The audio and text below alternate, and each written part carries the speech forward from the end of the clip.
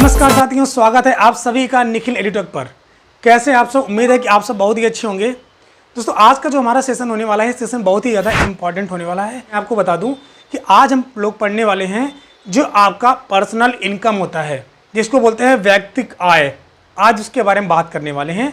सब कुछ आज के वीडियो में, यानी आज के सेशन में हम आपको बताएंगे बहुत ही एकदम आसान शब्दों में, ताकि आप उस चीज़ को समझ पाएँ और आपके साथ अगर वो एक्चुअल में हुआ है, अब उस चीज़ को खुद से रिलेट भी कर पाएँ।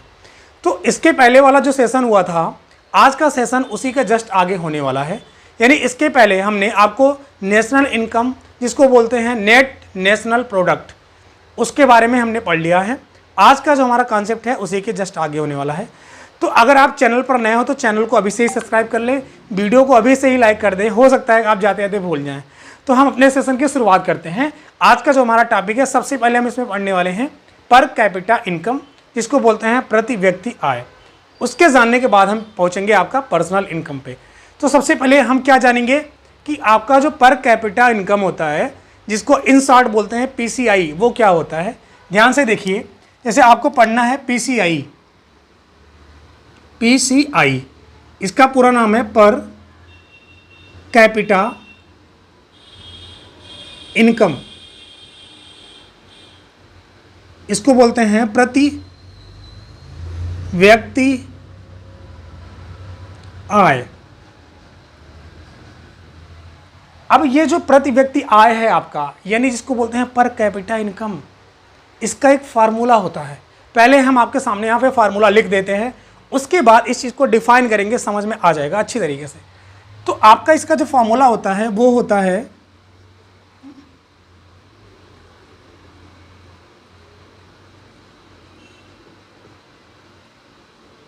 अपॉन में टोटल पॉपुलेशन।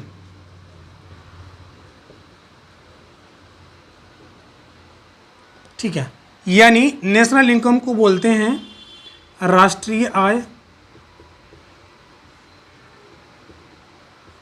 और ये अपॉन में हो जाएगा कुल जनसंख्या।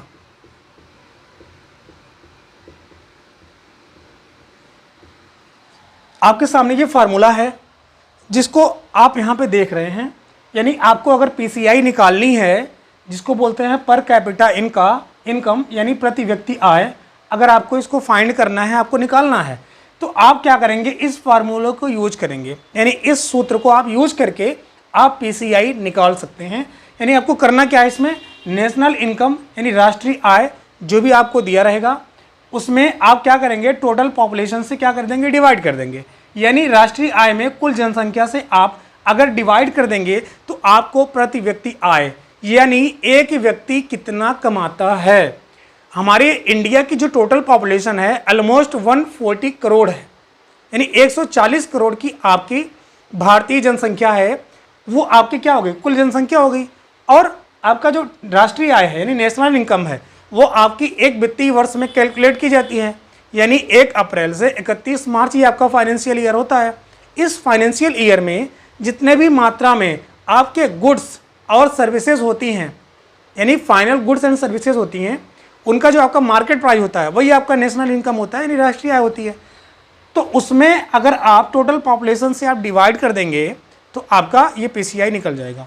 अच्छा, यानी जो आपका राष्ट्रीय आय नेशनल इनकम है, इसको आप एक नाम से और जान सकते हैं। नाम क्या होता है, इसको आप बोल सकते हैं N net national product factor cost. ठीक है, और नीचे आपका टोटल पॉपुलेशन यानी टीपी, टोटल पॉपुलेशन आपका यहाँ हो गया। आप इसको इस फॉर्म में भी लिख सकते हैं और इस फॉर्म में भी आप लिख सकते हैं, कोई दिक्कत वाली बात नहीं है, चलेगा सब। ठीक है, ये देखिए। उसके बाद अब आपको समझना है नेशनल इनकम। हम एक एग्जाम्पल के तहत आपको समझाते हैं कि अगर आपको पीसीआई निकालनी है तो कैसे निकालते हैं। एक छोटा सा एग्जाम्पल आपके सामने यहाँ पर दिखा रहा हूँ, ध्यान से देखिए। जैसे मान लीजिए थोड़ी देर के लिए कि आपके पूरे इंडिया में यानी पूरे भारत में हम ये मान के चल रहे हैं कि आपका जो सर्विस हुआ है,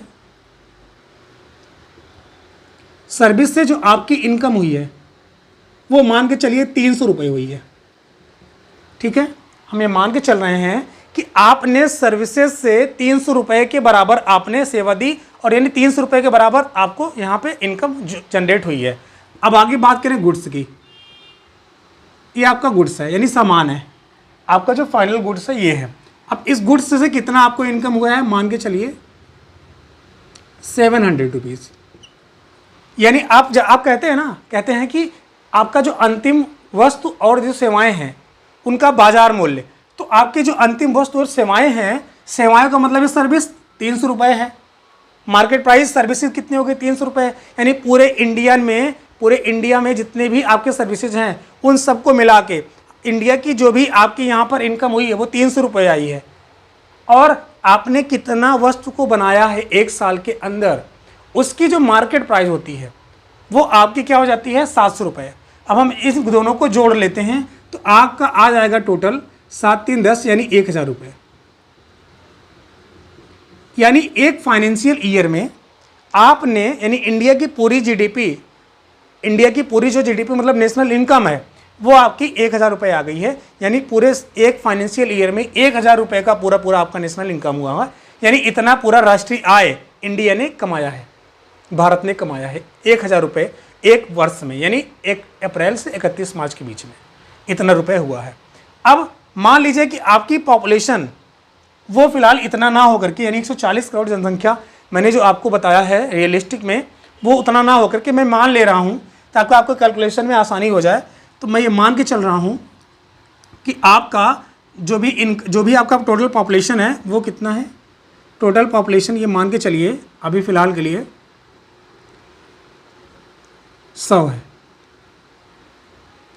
ठीक है, तो हम क्या करेंगे यहाँ पर, अगर आपको पीसीआई निकालनी है तो आप क्या करेंगे, नेशनल इनकम, ये आपका 1000 रुपये क्या हो गया, ये आपका एनआई हो गया जिसको बोलते हैं नेशनल इनकम, और ये आपका टोटल पॉपुलेशन हो गया।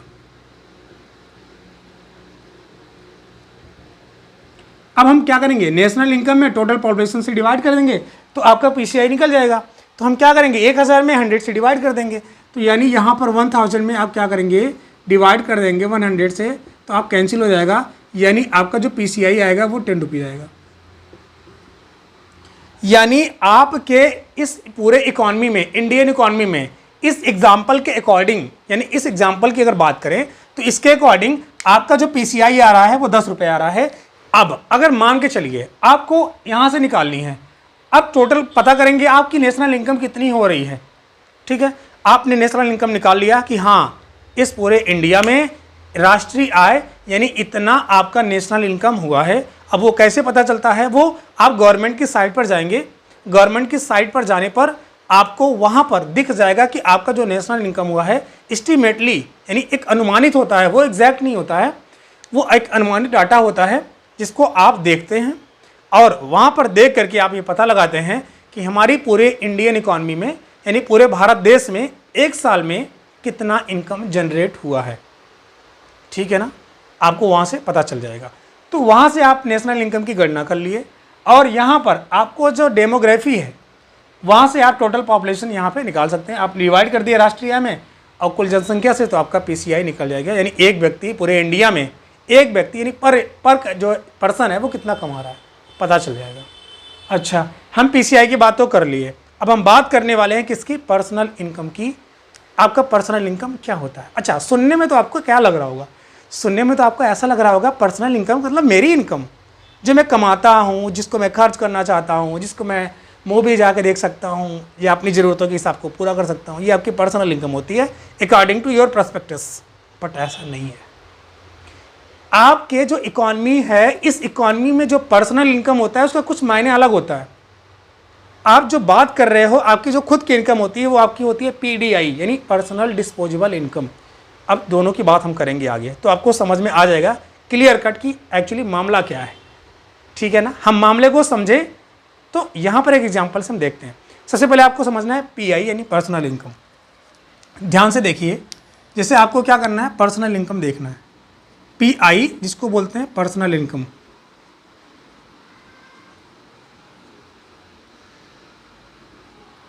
और इसको हिंदी में आपने देखा होगा, बहुत सारे बुक्स में देखा होगा, आपको अलग अलग इसके हिंदी के नाम मिल जाएंगे लिखने के लिए। मतलब आपने देखा होगा, इसको वैसे बोलते हैं वैयक्तिक आय, वैयक्तिक आय। ठीक है, अब इसकी गणना कैसे होती है, इसके कुछ फार्मूले हैं, यानी इसके कुछ सूत्र हैं। उस सूत्र को अगर आप जान लेंगे और उस सूत्र को अगर आप एक्सप्लेन से समझ लेंगे तो आप पर्सनल इनकम चुटकियों में निकाल सकते हैं। देखिए कैसे। सबसे पहले आपको मैं बता दूं कि इसका जो फार्मूला होता है वो होता है आपका एनआई यानी नेशनल इनकम, और यही एनआई क्या है आपका NNP at factor cost, NNP at factor cost. अब आगे ध्यान से देखिए, यह आपका एनआई हो गया यानी नेशनल इनकम हो गया, यानी पूरे राष्ट्र में जितना पैसा कमाया जा रहा है, जितना पैसा आपके गुड्स यानी सामान और सेवाओं को बेच करके आपको मिल रहा है, पूरे इंडिया में इतना पैसा जनरेट हुआ है, इतना पैसा पूरे इंडिया में है, ठीक है। इसमें से हम कुछ चीज़ माइनस करेंगे। क्या माइनस करेंगे? सबसे पहले आपका क्या होगा? Undistributed profit.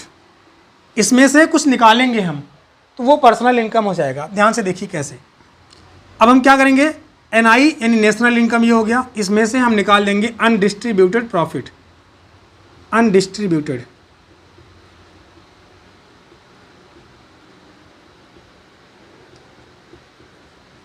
यानी अनडिस्ट्रीब्यूटेड प्रॉफिट का मतलब होता है अवितरित लाभ। क्या होता है? अवितरित लाभ।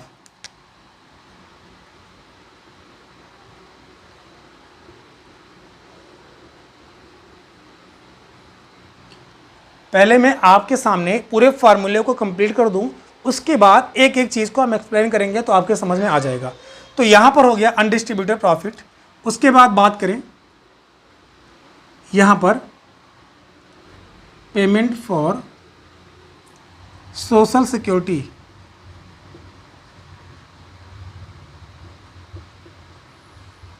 माइनस कारपोरेट टैक्स, ठीक है, प्लस ट्रांसफ़र पेमेंट,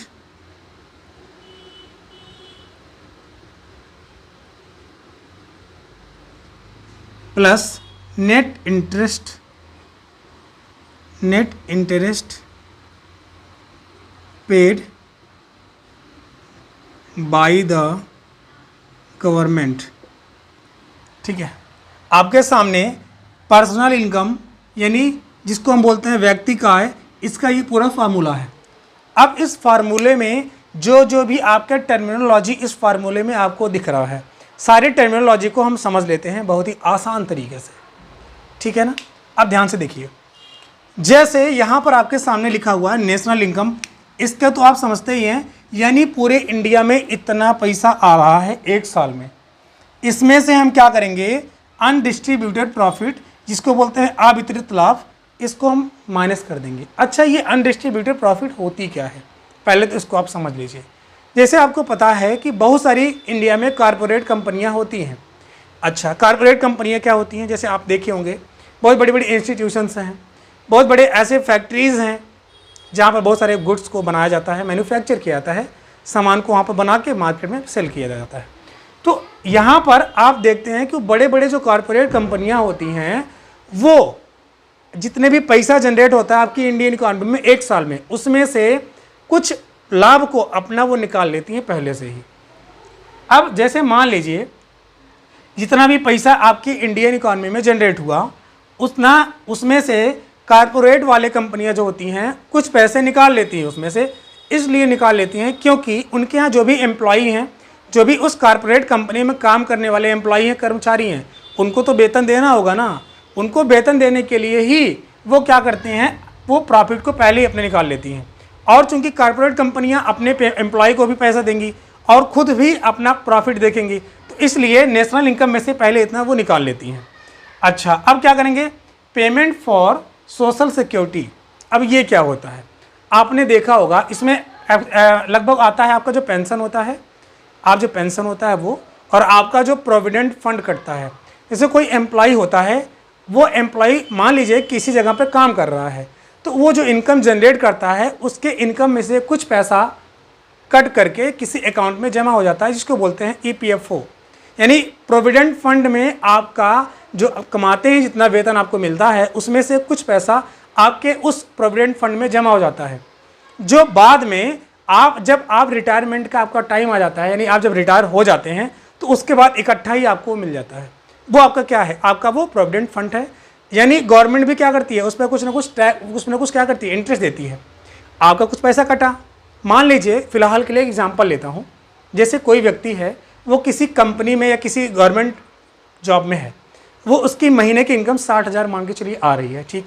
अब वो मान चलिए अगर वो महीने के 60,000 रुपये कमा रहा है तो इस हिसाब से उसका जो 50,000 रुपये है वो उसको डायरेक्ट ही मिल जा रहा है, लेकिन उसमें से कुछ पैसे वो प्रोविडेंट फंड में कट करके जमा हो जाते हैं, जो जब वो रिटायर हो जाता है गवर्नमेंट जॉब से उसको इकट्ठा ही वो मिल जाता है। ये आपका क्या रहा है, प्रोविडेंट फंड रहा।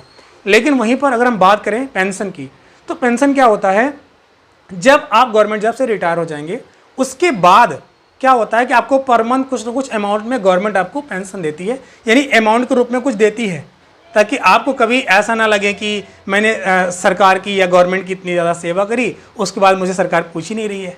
तो इस हिसाब से आप ये समझ सकते हैं कि गवर्नमेंट आपको एक प्रकार का पेंशन दे रही है, आपको दिलासा दे रही है, आप खाली वहीं बैठे हैं, आपको कुछ इनकम जनरेट हो रही है, आपने इतने सालों की सर्विस दी है, तो भाई आपको हम आपकी भला सोचते हैं आपके बारे में ना, तो इसलिए पेंशन दे रहे हैं। तो आपका बेसिकली जो पेमेंट फॉर सोशल सिक्योरिटी है इसके अंतर्गत ये चीज़ें आ जाएंगी। अच्छा, आगे बात करें कारपोरेट टैक्स की।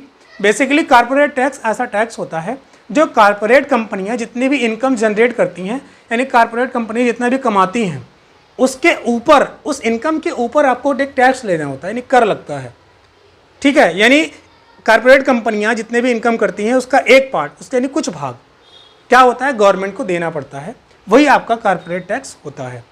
अब ध्यान से देखेंगे आगे आपका ट्रांसफ़र पेमेंट। अच्छा, ट्रांसफ़र पेमेंट को आप समझ लीजिए बहुत ही आसानी से। ट्रांसफ़र पेमेंट का मतलब होता है यहाँ पर भुगतान हस्तांतरण या हस्तांतरण भुगतान, ठीक है। अब इसकी क्या होता है ये ध्यान से समझ लीजिए। जैसे मान लीजिए कि कोई व्यक्ति है, वो व्यक्ति बिना किसी इकोनॉमिक एक्टिविटी यानी बिना कुछ करे धरे, आप ऐसे समझिए बिना कुछ करे धरे आपको पैसा मिल जाए फ्री में, वो आपका ट्रांसफ़र पेमेंट होता है। जैसे आपने देखा होगा, जैसे मान लीजिए कि आप किसी बर्थडे पार्टी में गए, उस बर्थडे पार्टी में आप जब जाते हैं तो आपको गिफ्ट्स मिलता है।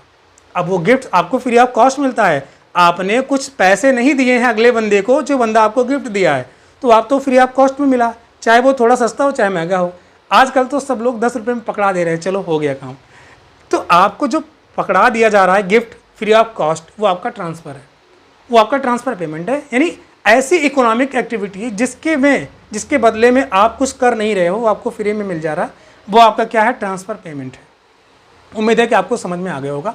ऐसे ही गवर्नमेंट क्या करती है, आपको यानी हम लोगों को भी एक ट्रांसफ़र पेमेंट करती है। आपने नाम सुना होगा पीएम किसान योजना। पीएम किसान योजना ही एक प्रकार का आपका ट्रांसफ़र पेमेंट है। अब ये कैसे ट्रांसफ़र पेमेंट है, आपको देखो साल भर में आपको क्या होता है, साल भर में आपको 6,000 रुपये मिलता है। कितना मिलता है, 6,000 रुपये, ठीक है। साल भर में आपको 6,000 रुपये मिलता है, और ये जो 6,000 रुपया है इसके लिए आपने कुछ भी नहीं किया है, घर बैठे हैं, वहाँ से प्रधानमंत्री नरेंद्र मोदी जी क्या किए, डीबीटी के थ्रू एक सिंगल क्लिक में करते हैं और आपके डायरेक्ट खाते में पहुँच जाता है 6,000 रुपये। मतलब आपको अगर कोई भी चीज़ अगर फ्री में मिल रही है वो समझ लीजिए सब ट्रांसफ़र पेमेंट है, बिना आप किसी मेहनत के पाए हो, ठीक है। कोई दोस्त आया आपको दे दिया, आईफोन पकड़ा दिया ऐसे, लो भाई, तो वो क्या है, वो भी एक ट्रांसफ़र पेमेंट है। आप किसी रिश्तेदार के यहाँ जाते हैं या कोई रिश्तेदार आपके यहाँ आता है, रिलेशन वाले लोग आते हैं, आपको क्या करते हैं, फ्री में आपको पैसे थमा के चले जाते हैं, 10 रुपये 50 रुपये 5 रुपये। तो आपने कुछ किया उसके लिए, नहीं किया है, लेकिन पैसा तो आपको मिल जा रहा है ना, ये भी आपका ट्रांसफ़र पेमेंट है। उम्मीद है कि आपको समझ में आ गया होगा। आगे बात करते हैं net interest paid by the government. इसका मतलब है कि गवर्नमेंट क्या करती है, आपको जो शुद्ध ब्याज देती है। शुद्ध ब्याज का क्या मतलब है, ध्यान से समझिए। जैसे आपको पता है कि हम आप लोग क्या करते हैं, अपने पैसे को जब ज़्यादा हमारे पास पैसा हो जाता है या थोड़ी मोड़ी जो भी पैसे हैं हमारे पास जब हो जाता है तो हम कहाँ ले जाते हैं, बैंक में ले जाते हैं। बैंक में क्यों ले जाते हैं, क्योंकि पता है कि हमारा बैंक एक सेफ जोन है जहाँ पर हमारा पैसा सुरक्षित हो सकता है, हम ऐसा सोचते हैं। लेकिन ऐसा नहीं होता है, ये किसी मैं नेक्स्ट सेशन पे आऊँगा तो बताऊँगा कि आपका उस बैंक में आपका पैसा सेफ क्यों नहीं होता है, कभी बात करेंगे इस पर। तो फिलहाल के लिए हम बात कर रहे थे net interest paid by the government. Government क्या करती है, आपको इंटरेस्ट देती है, यानी ब्याज देती है।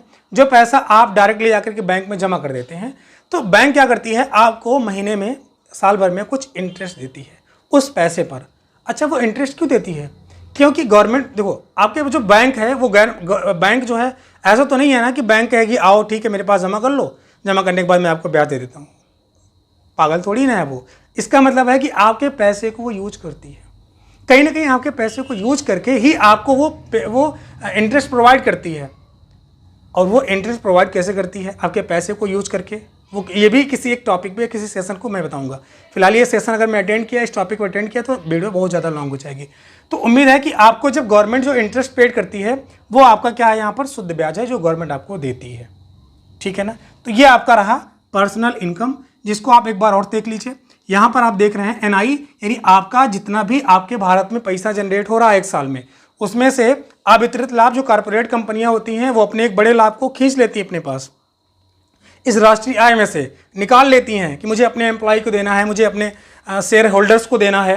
जैसे बहुत सारे कंपनियां हैं, टाटा हैं और उसके बाद बहुत सारे रिलायंस वगैरह हैं। ये क्या करती हैं, इनके यहाँ जो भी एम्प्लॉय हैं या इनके जो शेयर्स को खरीदे हुए हैं उनको क्या करना है, एक लाभ का पार्ट देना है, क्योंकि वो उन्होंने शेयर आपका लिया हुआ है, मालिकाना हक है आपके शेयर में उनका।